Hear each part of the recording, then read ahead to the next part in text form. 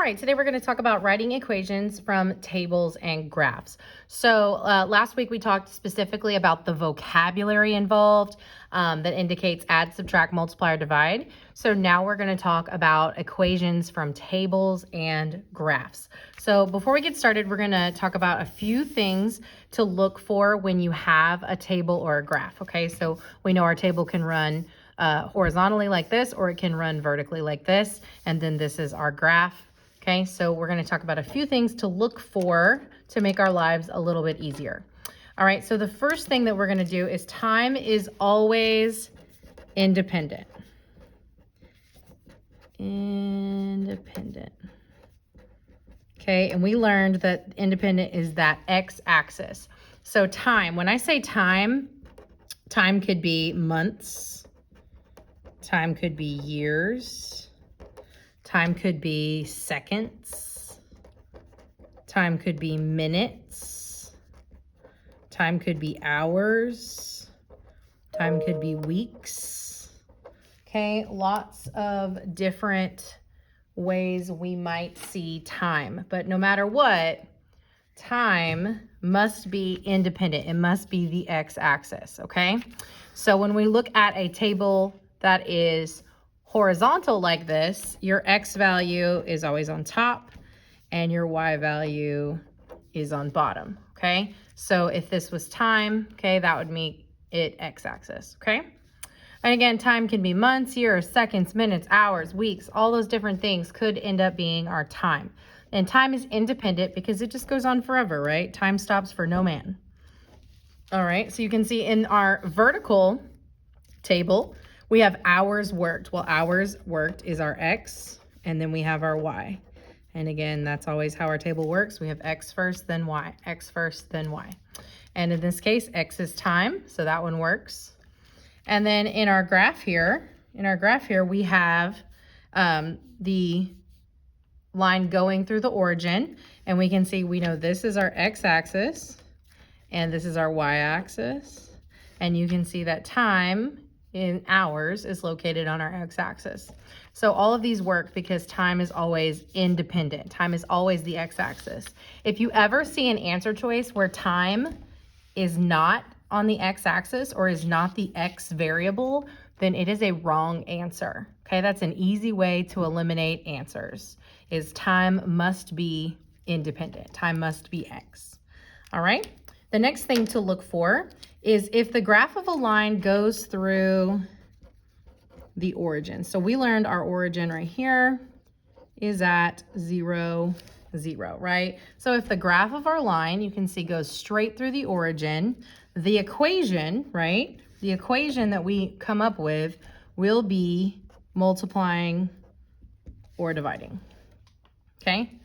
The equation that we come up with will be multiplying or dividing, okay? If it goes through the origin 0, 0, it will definitely be multiplying or dividing.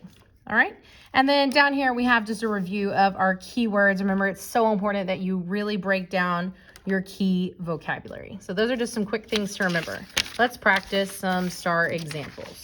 All right, so our first example, writing equations from a table. So sometimes the table is in the question, sometimes your table is your answers, okay? We've seen this many times. So let's go through these. So it says, example number 1, which equation represents the relationship in the table? So this time, they give us the equation as the answer, and we have one table. So the first thing that I'm gonna do is I'm gonna look at my table and try to decide the rule, okay? I can't always decide the rule, but I'm gonna look and just see if it's an additive or if it's a multiplicative relationship. Okay, well, I can see that I am going from 91 to 95, so I'm going up. Looks like I'm always increasing from x to y, right? This is our x, this is our y, I'm increasing. So in this case, they're calling these, test score is S, and they're calling total points P, okay? So that's just a different way. They just used a different letter than x and y. Okay, they're calling it score S and points P, and that's fine, okay? All right, and again, we are increasing. 91 to 95 goes up, 86 to 90 goes up. So I know I'm either adding are multiplying. So I can see, looks like I am adding 4 to get this one. And then I just have to check my rule all the way. So I'm adding 4, adding 4, adding 4. So it looks like this is an additive table. And the rule is +4, okay? Specifically, S plus 4 equals P, okay? So that's kind of the rule we're looking for. So I am going to eliminate some answers. I know that I am not multiplying. I know that's not what's happening. Okay, so I'm going to eliminate that answer. And I know that I am not subtracting. Okay, so I'm going to eliminate some subtracting answers. All right, and it looks like I'm just double checking. Yeah, it looks like our answer is D. So before I choose my answer, okay, before I choose my answer, I am going to plug in. And this is how we make sure we are 100% correct, okay? Because we have an equation, right? I have the equation that I think is right. I'm going to plug in. So I'm going to just choose the last part of the table, and I'm going to use 80 was S, and 84 was P. And I'm going to plug those numbers in to my equation. So I have P, well, P was 84, equals S, well, that's 80, plus 4. And then we just check, is that true? Does 84 equal 84? Is this a true statement? Yes, it is. And so I have double checked and made sure 100% my answer is correct. Anytime you have an equation, just plug it in. Plug in one piece of the table and see if it works. Okay, and that's what we did. We chose one piece of the table. I always choose the last piece, okay, and plug it in. And make sure that your labels match. So this was score S and 84 was P. Okay, and so that is how we answer the first question. Our second question, then it says, which of the variables in the equation above is independent? So remember, independent is the X, and so X comes first, so that would be the score, okay? Score is independent. All right, let's try example 2. So example 2 says a carpenter charges $720 for 18 hours of work. So I'm gonna underline that, $720 for 18 hours of work. It says she charges the same amount of money for each hour. Which table shows the relationship between the amount of time the carpenter works and the amount of money she charges? All right, so first things first, I'm gonna go through and label my X and my Y in each answer, and I'm just gonna make sure that time is X always. So hours X, hours X, hours X, hours X. Okay, good. So time, remember, is independent. We need to make sure it is the X value. Once we have done that, then I'm just going to write the information from the question underneath the table to see if it fits with the table. So this says 18 hours. So my first X column is hours, and then $720.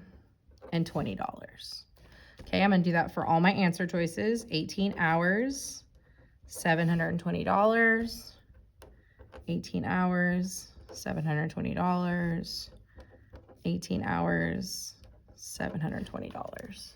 Okay, I know this is kind of hard to see, so I'm gonna zoom in a little bit.